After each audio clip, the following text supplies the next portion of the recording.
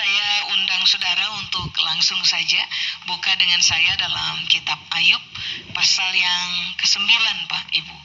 Saya akan baca kepada saudara tentang ayat dari ayat 1 sampai dengan ayat 4. Judul khotbah untuk pagi hari ini adalah ikuti saja, Tuhan punya proses. Gitu. Karena ini prinsip. Saudara dan saya tentu paham bahwa selama orang hidup, proses akan tetap berjalan. Proses cuman selesai ketika Anda dan saya selesai dengan hidup ini. Tapi setelah itu pun kita akan punya kehidupan yang baru di dalam Kristus, di dalam kekekalan.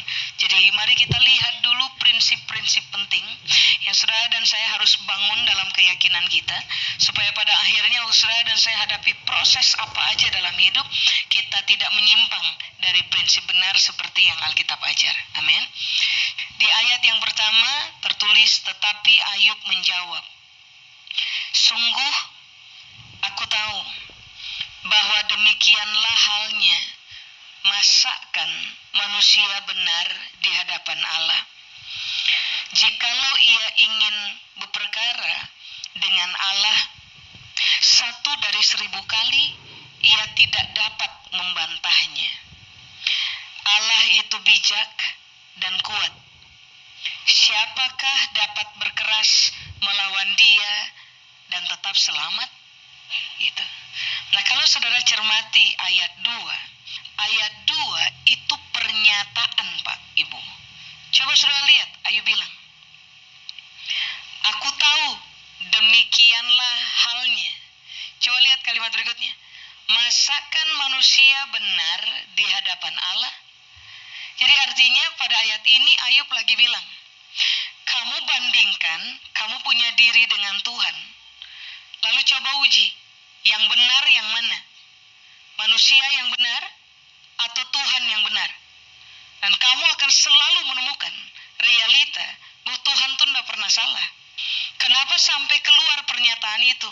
Kalau saudara lanjutkan dengan ayat yang ketiga, saudara akan paham apa maksudnya.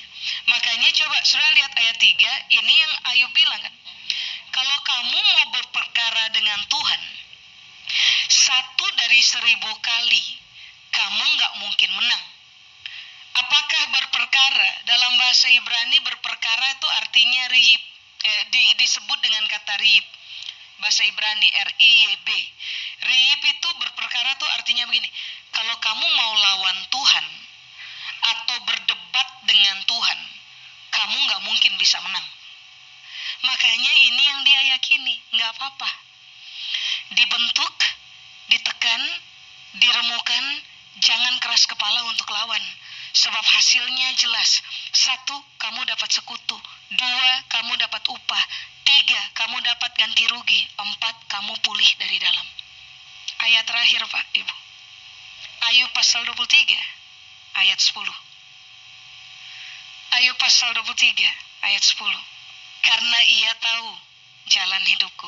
Seandainya ia menguji aku, kalimat berikutnya bilang apa? Saya akan timbul seperti emas. Emas, logam mulia, mahal, Pak Ibu. Ayub nggak bilang, saya akan timbul seperti plastik. Ayub bilang, saya akan timbul seperti emas. Kata menguji di situ, Ibrani bilang kata bahar. Bahar tuh artinya begini, Tuhan cuma mau tahu di dalam kamu tuh isinya apa, benar atau jahat. Kualitas atau tidak ada kualitas. Jadi Tuhan memang harus kerjakan dalam kekuatan, seni, keahlian membentuk.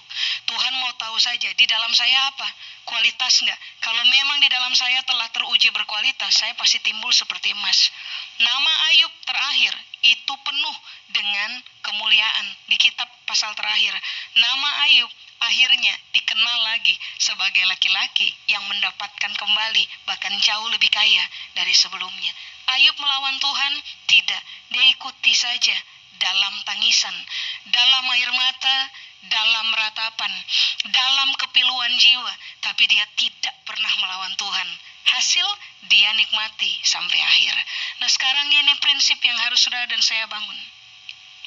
Sekelam-kelamnya lembah ini yang sedang kita jalani, pastikan keyakinan ini.